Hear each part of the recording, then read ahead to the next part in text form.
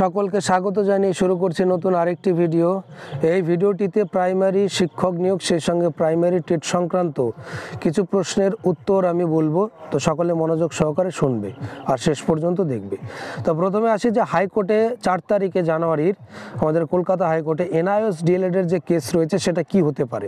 তো প্রথমেই বলি, এ পক্ষ ও পক্ষ যে পক্ষই থাক না কেন, ওদিন কিন্তু যে হিয়ারিংয়ের যে বিষয়, যে খুব ভাইটাল বিষয় যে হিয়ারিং হবে এরকম কিন্তু নয়। কারণ ওদিন কেসের যে মূল বিষয় যে 28শে নভেম্বর যে কেসের জাজমেন্ট এসেছে এনআইএসের ব্যাপারটা নিয়ে সুপ্রিম কোর্টে, তো সেটা পর্ষদ কি করতে চাইছে, সেই জাজমেন্টকে আদৌ মানতে চাইছে সেটা জানতে চাইছে। আর এক কথায় বলতে গেলে সেখানে পর্ষদ কি বলুক না বলুক ওটা কিন্তু কোনো ম্যাটার নয়। কারণ পর্ষদ যদি বলেও দেওয়া যায় হ্যাঁ আমি মানবো না বা মানছি, এটা কিন্তু বিষয় খুব একটা নয়।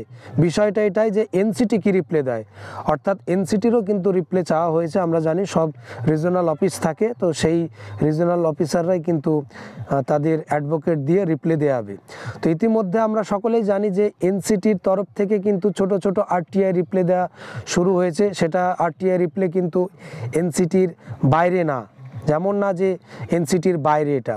তো এনসিটিরা আলোচনা করেই কিন্তু এই রিপ্লেগুলো দিচ্ছে। আর সেই রিপ্লে থেকে পুরো পরিষ্কার 28/11/2023 যে জাজমেন্ট এনআইএসের সুপ্রিম কোর্টের, সেটা কিন্তু মানতে বলছে তারা, যে এটা মেনেই যেন নিয়োগ করে কোনো সংস্থা যদি করে। তো সেটাই স্বাভাবিকভাবেই রিপ্লেটা সেই 4 তারিখেই দেবে। এর বাইরে কিন্তু কিছু না। এর বাইরে যদি কেউ ভাবে যে না ওই দিন হিয়ারিং হবে, অনেক কিছু ওলটপালট হবে, তা কিন্তু মোটেও না। মেন টপিক সুপ্রিম কোর্টের জাজমেন্টটাকে নিয়ে, যে তারা কি চাইছে, এনসিটি কি চাইছে আর পর্ষদ কি চাইছে। তো সুতরাং পর্ষদ তো এনসিটির মানে সিদ্ধান্তের বাইরে যাবে না। তো এনসিটি যেহেতু যা রিপ্লে দেওয়া শুরু করেছে ওই রিপ্লেটাই তারা বহাল রাখবে, যে 28/11 ওই জাজমেন্ট মেনেই নিয়োগ করতে বলবে। এবার আসি 12ই জানুয়ারি সুপ্রিম কোর্টে যেটা 20-22 কেস। এবার আমি আসি 20-22-এর কেস, যেটা সেশনের একটা ডিএলএড প্রার্থীরা তারা নিয়োগে অংশগ্রহণ করেছিল কিছু প্রার্থী, তারপরে তারা অবৈধ হয়ে যায় এবং তারপরে তারা চ্যালেঞ্জ করে যে তারা নাকি বৈধ। তো এই বিষয়টা নিয়ে স্টে আছে, আমরা সকলেই জানি। এইবার প্রশ্ন যে এই কেসটা কি শুধুমাত্র যারা ইন্টারভিউতে অংশগ্রহণ করেছে 20-22 বলো বা আরও যারা আছে তাদের জন্যই কি গুরুত্বপূর্ণ? আমি বলবো যে না, মোটেও তা না।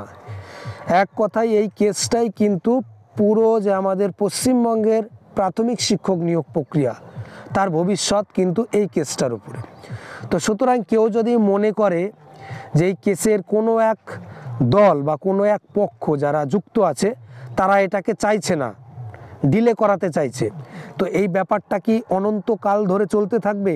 আমি বলবো যে না, এটা কিন্তু কিছু হলেও পর্ষদ কিন্তু আকার ইঙ্গিতে বুঝতে পেরেছে যে যে যার মতন পক্ষ রাখবে। কেউ বলবে আমি আজকে এই ফাইল করব, কেউ বলবে আমি আই ফাইল করব, কেউ বলবে আমাদের আরও তথ্য দেওয়ার আছে, অ্যাফিডেভিট দেবো, এরকম করে ডিলে করাতেই পারে। তো কোথাও না কোথাও বিচারপতি হিমা কোহলি উনিও কিন্তু পুরনো কোনো এক মানে কেসে, আমরা সকলেই জানি একটা এসএলপিও কিন্তু একজন করেছিল এই কেসের, সেটাও কিন্তু বলা হচ্ছিল যে ডিলে করার জন্যে, দেরি করার জন্যে। তবুও কিন্তু তিনি বলে উঠেছিল যে না, এই মামলা কিন্তু আমি ডিলে করতে দেব না, তো খুব তাড়াতাড়ি শোনা হবে। আবার এখন নাকি আবার শোনা যাচ্ছে যে এটা নাকি আরও দেরি করার জন্য কোনো পক্ষ ঢিলিমি দিতে পারে। এটা কিন্তু পর্ষদ জানে এটা করতে পারে, কিন্তু পর্ষদ কি চাইবে এটা হোক? আমি বলবো যে না। কারণ পর্ষদ এর পরেও 2022-এর টেট পাস করে রয়েছে, তারা অনবরত আন্দোলন করছে। এমনকি 23-এর যে টেট তাও হয়ে যাবে, এমনকি রেজাল্টও হয়তো জানুয়ারির শেষ সপ্তাহের মধ্যে দিয়ে দেবে। তখন তাহলে কি হবে? আরও দাবি তাদের, বলতে গেলে সুর চড়াও করে আরও তারা দাবি করবে পর্ষদের কাছে যে আমাদেরও নিয়োগ করতে হবে 23-এর টেটের যদি রেজাল্ট বেরিয়ে যায়। তো সুতরাং এই স্টে না কাটলে তো কিছুই করা যাচ্ছে না। তাই 12ই জানুয়ারি আবারও বলছি, পর্ষদ কিন্তু একটা সদর্থক ভূমিকা নেবেই নেবে। এক কথায় বলতে গেলে যে তারিখটা চাওয়া হয়েছিল 12ই জানুয়ারি আদালতে গিয়ে, যেরকমভাবে প্রে করেছিল সেম প্রেই কিন্তু করবে। আর ওই প্রেটা যদি করে, অর্থাৎ যারা 20-22-এর যে মেন যে বিষয়টা, তারা তো যোগ্য হতে পারে যদি কেসে জিতে, মানে তারা যোগ্য, আর কেসে না জিততে পারলে তারা অযোগ্য। যোগ্য হওয়ার পর সেই বিষয়টা যদি তারা সমাধান করতে পারে বা সেই ক্ষমতা যদি পর্ষদের থাকে, এটা কিন্তু আবার যদি বলে যে হ্যাঁ আমাদের কাছে ভ্যাকেন্সি আছে, তারা যদি কোনো মুহূর্তে বা যে কোনো সময় যদি যোগ্য হয় আমরা ম্যানেজ করে নেব, তাহলে কিন্তু সেদিন বিচারপতি আর কোনো রকমভাবে ডিলে আর করবে না। ওই যে স্থগিতাদেশ সেটা কিন্তু তুলে নিয়ে বলবে যে ঠিক আছে, তাহলে যে নিয়োগের যে প্যানেল সেটা দিতে পারেন। এবার অনেকে বলছে যে এই কেসটা নাকি না মিটলে কোনো মতেই নাকি সম্ভব না। দেখো, কেসটা যে ওই দিন মিটেই যাবে তাও বলা যাচ্ছে না, আবার যে আগামীতে চলতে পারে সেটাও বলা যাচ্ছে না। অর্থাৎ মিটেও যেতে পারে, আবার নাও মিটতে পারে। কিন্তু মিটলেও বা না মিটুক, এই পরিস্থিতিতে কিভাবে প্যানেল দেয়া যায় তারই কিন্তু কৌশল পর্ষদ করবে তার আইনজীবী দিয়ে। তো সেই 12 তারিখেই সম্পূর্ণ বোঝা যাবে। এবার আসি 22-এর টেট পাস প্রার্থীদের ইন্টারভিউ কবে হতে পারে। তো প্রথমে বলে রাখি, এই মুহূর্তে আলাদাভাবে যে একটা নোটিফিকেশান বেরিয়ে আসবে তা কিন্তু সম্ভব হয়তো আর নেই, কারণ স্টের যে কেসটা, এটা আমি আবারও বলছি, শুধুমাত্র যে যারা নিয়োগে অংশগ্রহণ করেছে তাদেরই যে ক্ষতি করেছে তা না, গোটা টেট পাস প্রার্থীরা যারা এখনও বসে আছে তাদেরও কিন্তু ক্ষতি করেছে। কারণ ওটা না মিটলে নতুন অ্যাডভার্টাইজমেন্ট আনা যাচ্ছে না। তাই ওই স্টেটা আগে মিটুক, ওই স্টেটা মিটে গেলেই তারপরেই হয়তো 22-এর টেট পাসদের জন্যে নিয়োগের একটা যে নোটিফিকেশান তা চলে আসবে।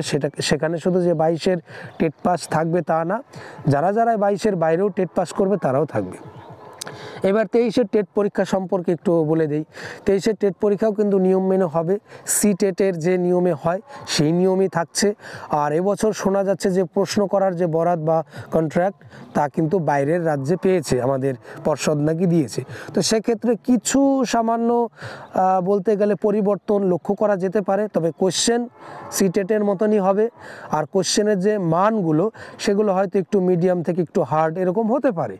তবে এইটুকু বলবো যে আগের বারের থেকে যে খুব পরিবর্তন হবে, আগের যে 2022-এর টেট হয়েছিল সেরকম কিন্তু হওয়ার সম্ভাবনা অতটা নেই। সামান্য পরিবর্তন হতে পারে কোশ্চেনের কোয়ালিটি নিয়ে। এবার বর্তমান পরিস্থিতিতে পর্ষদ কী চায়? বর্তমান পরিস্থিতি একটাই, পর্ষদ কিন্তু চাইছে যে এই 20-22 স্টের জন্য কোনো আগামীতে নতুন কোনো পদক্ষেপ নিতে পারছে না। তো সুতরাং আমি আবারও বলবো, পর্ষদ কিন্তু আগামী 12 তারিখে একটা চরম একটা সিদ্ধান্ত নেবে এবং সেই সিদ্ধান্ত তার আইনজীবীকে দিয়ে জানাবে। আর আমরা এইটুকু অন্তত ভেবে চলতে পারি, যেদিন ডেটটা চাওয়া হয়েছিল 20-22-এর 12ই জানুয়ারি, ওটা পর্ষদের আইনজীবী ছিল, সেম কথাগুলোই যদি সেই হিয়ারিংয়ের দিন বলতে পারে, আমি অন্তত বলবো কেস উঠুক বা না উঠুক, কেস সমাধান হোক বা না হোক, ছাড়পত্র কিন্তু বিচারপতি দিতে বাধ্য।